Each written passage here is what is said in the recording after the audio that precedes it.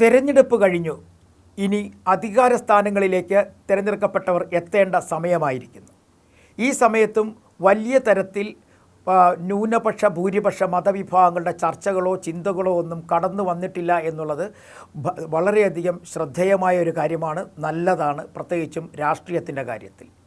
എങ്കിൽ തന്നെയും LDFന് ഒരു പ്രതീക്ഷയുള്ള കാര്യമായിരുന്നു ശബരിമലയുമായി ബന്ധപ്പെട്ട വികസന പ്രവർത്തനങ്ങളുടെ ഭാഗമായി പമ്പയിൽ സംഘടിപ്പിച്ച ആഗോള അയ്യപ്പ സംഗമത്തിൽ NSSും SNDPയും അവരുടെ പ്രതിനിധികളെ അയച്ചതും SNDP ജനറൽ സെക്രട്ടറി തന്നെ ആ പമ്പയിൽ നടന്ന സംഗമത്തിൽ പങ്കെടുത്തതുമൊക്കെ വോട്ട് കിട്ടും എന്നുള്ളൊരു പ്രതീക്ഷ നൽകിയിരുന്നെങ്കിലും അതിൻ്റെ ചലനങ്ങൾ ഒന്നും തന്നെ കാര്യമായിട്ട് മധ്യ കേരളത്തിലോ മറ്റു മേഖലകളിലോ കാണാൻ കഴിഞ്ഞില്ല എന്നുള്ളത് എടുത്തു പറയേണ്ട ഒരു പ്രധാനപ്പെട്ട കാര്യം തന്നെയാണ്. കാരണം ഇത്തവണ ശബരിമലയുമായി ബന്ധപ്പെട്ട കാര്യങ്ങൾ തന്നെയായിരുന്നു കോൺഗ്രസും BJPയും മുഖ്യ പ്രചരണ വിഷയമായി എടുത്തത്. പ്രത്യേകിച്ചും ശബരിമല സ്വർണ്ണപ്പാളി വിവാദം നന്നായി രണ്ട് പാർട്ടിക്കാരും, അതായത് BJPയും കോൺഗ്രസും ശരിക്കും ഇലക്ഷൻ പ്രചരണത്തിനായി ഉപയോഗിച്ചു. അത് ഫലം കാണുകയും ചെയ്തു എന്നുള്ളതാണ് നമുക്ക് കൊല്ലം, പത്തനംതിട്ട, അതുപോലെ തന്നെ കോട്ടയം, ഇടുക്കി, ആലപ്പുഴ ജില്ലകളിൽ നിന്നൊക്കെ കാണാൻ കഴിയുന്നു. അതിൻ്റെ അർത്ഥം ഈ ഭൂരിപക്ഷ സമുദായങ്ങൾ അയ്യപ്പ സംഗമത്തിൽ അല്ലെങ്കിൽ അവരുടെ നേതൃനിരയിലുള്ളവർ അയ്യപ്പ സംഗമത്തിൽ പങ്കെടുത്തെങ്കിൽ തന്നെയും അവരുടെ ഒരു പിന്തുണ കൃത്യമായി ഇടതുമുന്നണിക്ക് കിട്ടിയില്ല എന്ന് പറയേണ്ടി വരും. പക്ഷേ എങ്കിലും തെരഞ്ഞെടുപ്പിൻ്റെ ഫലം വന്നതിന് ശേഷവും മുറുമുറുപ്പ് തീരാതെ മുന്നോട്ട് പോവുകയാണ് SNDP യോഗത്തിൻ്റെ ജനറൽ സെക്രട്ടറി ശ്രീ വെള്ളാപ്പള്ളി നടേശൻ. അദ്ദേഹം പറയുന്നത് എപ്പോഴും ലീഗ് ഏതൊക്കെ സമയത്തൊക്കെ അധികാര സ്ഥാനങ്ങളിൽ എത്തിയിട്ടുണ്ടോ അപ്പോഴൊന്നും തന്നെ SNDP സമുദായത്തിന് കൃത്യമായ ഒരു പിന്തുണ ലഭിച്ചിട്ടില്ല. വിദ്യാഭ്യാസ സ്ഥാപനങ്ങൾ തുടങ്ങുന്ന കാര്യത്തിലാണെങ്കിൽ തന്നെയും വിദ്യാഭ്യാസവുമായി ബന്ധപ്പെട്ട് മറ്റു കാര്യങ്ങളിലൊക്കെ തന്നെ അവർക്ക് അതായത് ലീഗിന് വിദ്യാഭ്യാസ വകുപ്പ് കിട്ടിയ സമയത്തൊന്നും ഒരു തരത്തിൽ അല്ലെങ്കിൽ മറ്റൊരു തരത്തിലുള്ള പിന്തുണ കിട്ടിയിട്ടില്ല എന്ന് എപ്പോഴും അദ്ദേഹം പറഞ്ഞുകൊണ്ടേയിരിക്കുന്നു.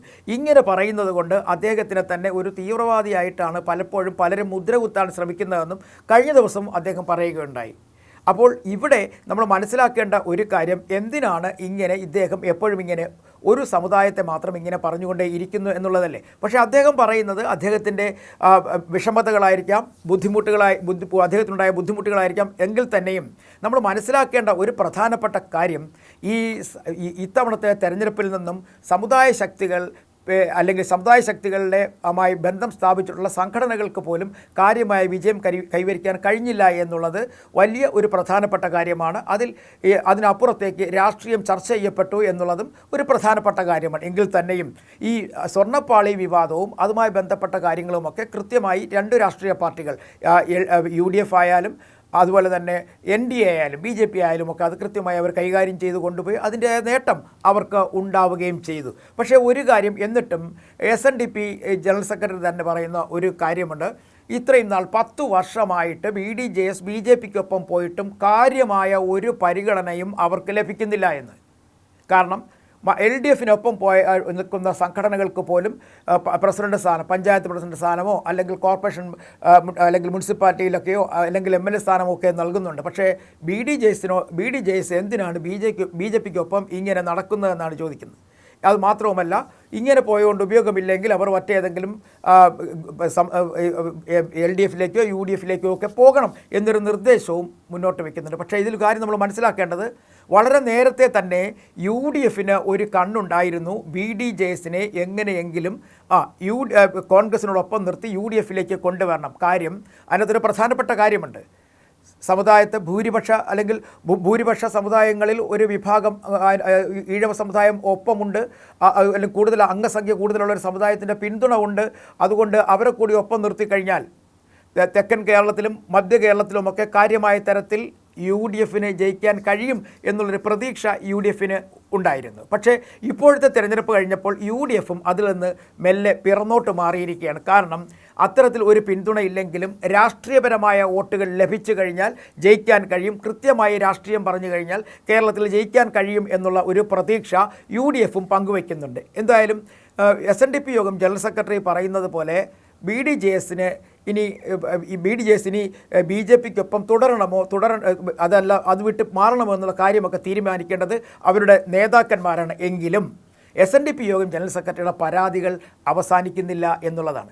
ഈ കഴിഞ്ഞ ദിവസങ്ങളിൽ അദ്ദേഹം മാധ്യമപ്രവർത്തകരെ കണ്ടപ്പോൾ അദ്ദേഹത്തിന് കൃത്യമായ ഒരു പിന്തുണ സഹായം ഈ പലപ്പോഴും UDFൻ്റെ ഭാഗത്തു നിന്നോ കോൺഗ്രസിൻ്റെ ഭാഗത്തു നിന്നോ അദ്ദേഹത്തിന് കിട്ടിയില്ലെന്നല്ല പറയുന്നത്, അദ്ദേഹത്തിൻ്റെ മതസംഘടനയ്ക്കോ അദ്ദേഹത്തിൻ്റെ സമുദായത്തിനോ കിട്ടിയിട്ടില്ല.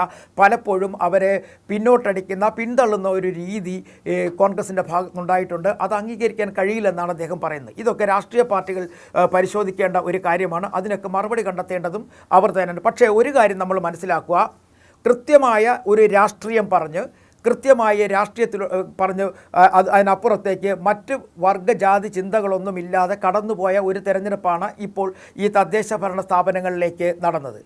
അത്തരത്തിലൊരു തിരഞ്ഞെടുപ്പിനെയാണ് കേരള ജനത ആഗ്രഹിക്കുന്നത്. അതിനപ്പുറത്തേക്ക് വർഗീയ ജാതി മത ചിന്തകൾ കൂടി ഇടകലർന്ന തരത്തിലുള്ള ഒരു രാഷ്ട്രീയ തെരഞ്ഞെടുപ്പിലേക്ക് പോകുന്നതിനോട് കേരള ജനതയ്ക്ക് അത്രയധികം താല്പര്യമില്ല. അതുകൊണ്ട് തന്നെയാണ് ഉണ്ടായിരുന്ന ഒരു കുംഭകോണം, ഒരു തട്ടിപ്പ്, ആ തട്ടിപ്പിനെ എടുത്തു കാണിച്ചുകൊണ്ട് കോൺഗ്രസ് വോട്ട് പിടിക്കാൻ ശ്രമം നടത്തി. അതിൽ അവർക്ക് ചില മേഖലകളിലൊക്കെ ഫലം കാണാൻ കഴിഞ്ഞു, അവർ വിജയിക്കുകയും ചെയ്തു. അതുകൊണ്ട് തന്നെ നമുക്ക് പറഞ്ഞു വെക്കാം, ഇവിടെ വേണ്ടത്, കേരളത്തിന് വേണ്ടത് സാമുദായിക മത സംഘടനകൾ കൂടി ഉൾപ്പെടുന്ന തരത്തിലുള്ള രാഷ്ട്രീയമല്ല, വ്യക്തമായ രാഷ്ട്രീയം. ആ രാഷ്ട്രീയ പാർട്ടികൾ തമ്മിലുള്ള വ്യക്തമായ രാഷ്ട്രീയം പറഞ്ഞുള്ള ഒരു വോട്ടുപിടുത്തം, അതാണ് കേരളം ആഗ്രഹിക്കുന്നതും ഇഷ്ടപ്പെടുന്നതും.